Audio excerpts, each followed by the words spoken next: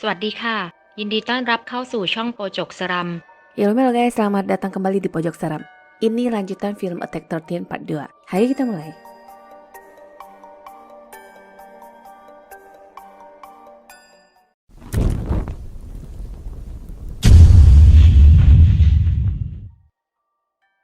Ujian sebentar lagi dan Bu Guru meminta semua anak-anak untuk masuk ke kelas. Jin pun sudah dipanggil petugas kebersihan dan ketika dia baru akan keluar, dia melihat bayangan wanita yang sedang merangkak dan ada lekukan di kasur seperti sedang diinjak-injak. Jin takut dan ingin segera kabur, tapi kursi tiba-tiba bergeser seperti ingin menghalanginya. Dia pun terjatuh dan sekarang terdengar suara tertawa Bu Subaba.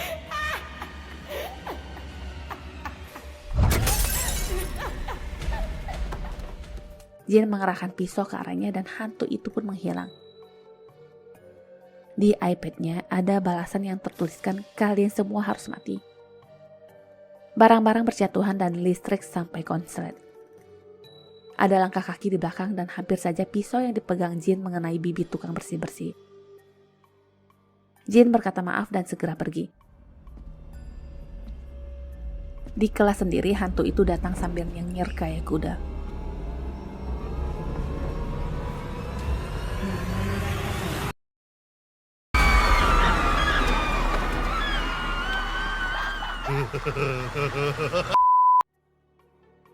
Murid-murid akhirnya berkumpul di ruang olahraga dan Jin pun datang.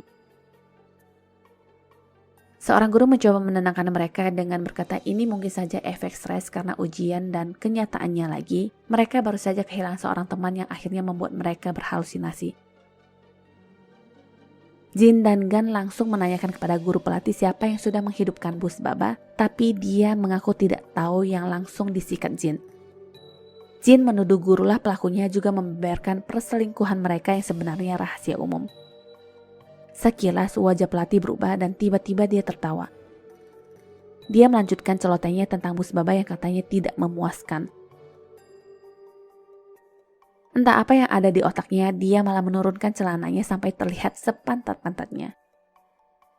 Setelahnya si pelatih tersadar yang langsung malu, tapi beberapa guru lainnya langsung menyergapnya.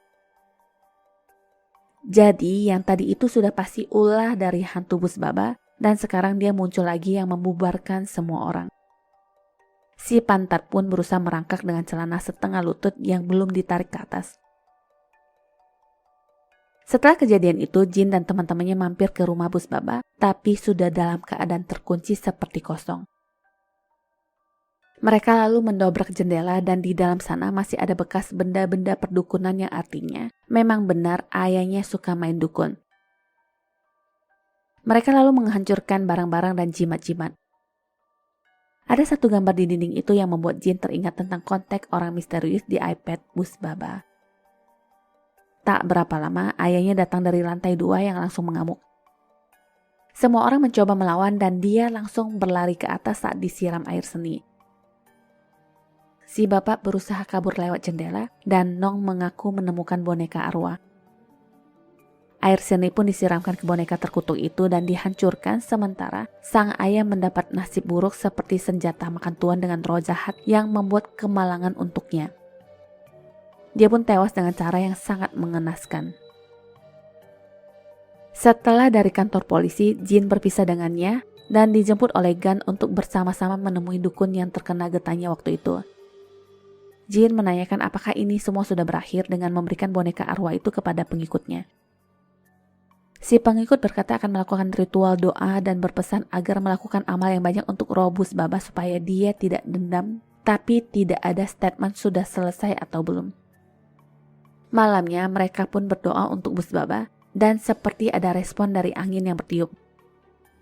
Kalau dipikir-pikir kasihan juga Bu Subaba yang tinggal dengan ayah pemabok dan suka menyiksa. Tak terasa hari ketiga sudah berakhir karena sudah jam 12. Sekilas mereka senang sampai Jin merasa ponselnya tertinggal yang mungkin di dekat pohon tadi. Dalam perjalanan, Jin melihat ada yang menjual jimat penolak roh jahat dan jimat penolak bala. Ada pula sesuatu yang dinamakan muntahan babi hutan yang melindungi dari hutan. Anehnya semua benda-benda itu ada di altar rumah Bus Baba, tapi kenapa yang dijelaskan berbeda dengan dukun? Dia pernah mengatakan harus memusnahkan semua barang-barang ini, tapi kok penjual bilangnya pelindung? Sialnya, hari ternyata belum berakhir karena masih jam 11 lewat. Ini benar-benar terjadi lagi. ถึงมึงเป็นหมอผีกระจอกแต่ก็โกหกเนียนใช้ได้ Hantu itu pun menginjak sang dukun sampai dia pindah alam. Setelah membeli jimat-jimat itu, Jin langsung berlari ke Gan. Kejadian aneh pun menimpa Gan. Sinyal radio menjadi acak dan seseorang menelponnya yang menanyakan bagaimana cara Bus Baba meninggal. Sosok Bus Baba pun muncul dan menarik kepalanya. Mobil melaju dengan kecepatan kencang dan menabrak dinding, tapi beruntungnya Gan sempat memasang sabuk pengaman tepat waktu. Jin melihat peristiwa itu dan mencoba mengeluarkan Gan walaupun dia sendiri hampir banget terkena besi-besi yang tiba-tiba jatuh. Gan masih nyangkut di mobil dan tiba-tiba mobil itu bergerak mundur yang sebenarnya hantu itu sedang menariknya ke dalam. Gan berusaha untuk menginjak rem tapi sayangnya itu pun terpisah dari badannya karena nyangkut di tiang besi. Hantu itu berdiri di atas mobil sambil menunjuk Jin seakan-akan berkata, "Kau berikutnya." Jin tidak menyerah, dia ke rumah sakit tapi ini pun sudah terlambat. Si dukun sudah meninggal tapi diam-diam dia mengambil belati di tas anak buah sang dukun. Jin lalu mengabarkan teman-temannya bahwa ini belum berakhir dan mengajak mereka bertemu di rumah Bus Baba. Nong yang baru saja membaca pesan dari Jin sudah langsung disamperin hantu Bus Baba. Dia lalu menelpon Orasa dan sayangnya ia malah telat membaca pesan lalu ada seseorang yang seperti memanggilnya di bawah. Pelan-pelan ia melihat ke bawah dan melihat sosok hitam yang kemudian sangat jelas yang adalah Bus Baba sewaktu cahaya mobil menyorot ke arahnya. Ini aneh menurutnya karena seharusnya sudah lewat tengah malam tapi kenapa teror itu masih ada. Dia pun lalu mencoba mengambil foto di spot hantu itu berada, tapi nyatanya hantu itu sudah bergelantungan di jendela yang membuatnya kaget. Tak sengaja ia menabrak meja yang membuat sebuah pen jatuh tepat di lubang colokan. Di jendela tertulis hari ketiga dan kaca jendela tiba-tiba pecah. Pecahannya ini jatuh di colokan yang membuatnya agak konslet dan pen itu pun mental mengenai Matayah. Ia berusaha bertahan dan kabur tapi hantu itu sudah di sana. Hantu itu bahkan berteriak memanggil ibunya. Ibu yang mendengar teriakannya pun datang tapi hantu laknat itu menahannya untuk membukakan pintu. Ibu semakin panik dan berusaha membuka pintu tapi saat pintu terbuka, justru pintu itu mengenai pen yang menancap lebih dalam lagi yang membuat dia tewas seketika. Sementara itu Nong dan Orasa malah ke gedung olahraga yang berupaya menghentikan hantu Bus Baba. Orasa sempat bertanya bukankah Jin meminta mereka ke rumah Bus Baba, tapi kenapa malah ke sini? Nong beralasan dia akan mencoba metode yang dia yakini. Di tempat lain Jin sudah berada di rumah Bus Baba dan menemukan sesuatu yang mengingatkannya dengan perkataan Gan tentang ayah Bus Baba yang mengontrak rumah dengan omongan Nong yang berkata keluarga mereka baru saja mendapatkan uang sewa rumah. Semua itu disambungkan lagi dengan momen di mana Nong memberikan benda yang katanya boneka arwah yang sebenarnya malah pelindung. Kembali ke gedung olahraga, Nong akan memanggil Bus Baba dengan metode darah dan lupa. Orasa merasa ini terlalu menakutkan dan berkata ingin menunggu yang lainnya dulu. Dia pun mengirimkan pesan kepada Jin tentang keberadaan mereka di gedung olahraga. Setelah membaca pesan itu, ponsel Jin tiba-tiba konslet dan mati. Jin pun tidak ingin membuang waktu dan segera ke sana sedangkan Nong mulai memperlihatkan warna aslinya. Dia berkata tidak akan ada yang datang karena semuanya sudah mati. Dia pun membujuk Orasa untuk melakukan ritual dengan darah. Akhirnya Nong berhasil dan mulai memanggil Bus Baba. Disinilah Orasa mengatakan hal yang mengejutkan. Dia bilang mewakili teman-temannya untuk meminta maaf karena sudah tidak sengaja menyebabkan kematian Bus Baba. Diceritakan sebelumnya, Bus Baba kesal mengetahui Jin mengirimkan foto pahanya ke Gan dan terjadilah perkelahian di antara mereka yang disaksikan oleh Ya dan Orasa. Di tengah-tengah, Gan muncul yang menarik Bus Baba. Dia juga menghina Bus Baba yang katanya sudah tidur dengan pelatih. Dengan rasa kesal, Bus Baba mengeluarkan pisau yang ingin diarahkan ke Jin. Ia mencoba membantu perkelahian itu dengan melemparkan bola ke Bus Baba yang membuatnya terjatuh. Gan dan Orasa langsung menahannya.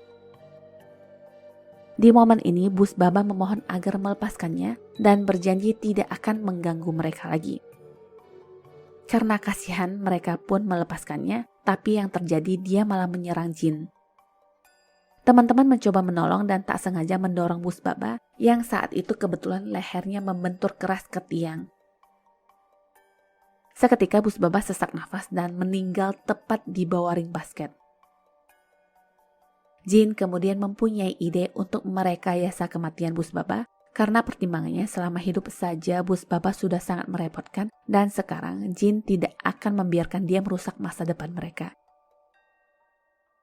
Jadi salah satu dari mereka memakai wig rambut panjang seakan-akan menyamar menjadi Bus Baba yang desperate menaiki tangga dan semua itu kerekam CCTV. Lalu mereka menarik jasadnya ke atas ring dan menggantungnya. Nong sendiri tidak terlibat karena dia sedang kerja part-time. Sekarang Nong dan Orasa berdebat tentang kelakuan mereka terhadap Bus Baba dan ini menambah kecurigaan Orasa, kok bisa ya Nong memanggil arwah. Dia lalu membuka kemejanya dan ternyata wanita yang sedang ingin menghidupkan orang meninggal di awal cerita itu adalah Nong. Nong tersenyum dan berkata akhirnya kita bertemu dan Bus Baba pun muncul. Nong berusaha melenyapkan Orasa dengan menjerat lehernya dan akhirnya dia berhasil. Tak lama Jin sampai dan Orasa sudah tergantung di sana. Jin menanyakan kenapa Nong melakukan ini semua yang padahal Bus Baba sering menyiksanya.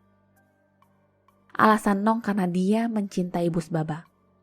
Dia menyerang Jin dengan mengungkit masa lalu yang katanya Jin sudah mendorong orang dari gedung dan merahasiakan kejahatannya dengan topeng kecelakaan. Jadi sewaktu kejadian lalu itu terjadi, Jin segera turun dan diam-diam Nong melihat kejadian tersebut. Setelah kematian si perundung, dia merasa sepi karena tidak ada lagi yang menaboknya, jadinya dia kangen disiksa. Sekian lama akhirnya dia bertemu Bus Baba dan merasa hidup lagi yang suka ditempeleng bolak-balik. Agak lain memang. Dulu sewaktu dia ke dukun, Nong diberikan pedang panjang kalajengking yang sekarang akan dipakai buat melukai Jin. Nah, saat mereka akan beradu, tangan Jin memang ditahan oleh hantu Bus Baba sehingga dia telak kena pedang Nong. Tapi bukan Jin jika tidak cerdas. Belati yang dipegangnya dijatuhkan ke tangan satunya lagi yang langsung diarahkan ke Nong. Belati itu juga dipakai buat ngehancurin hantu Bus Baba. Nong terluka dan Bus Baba menghilang.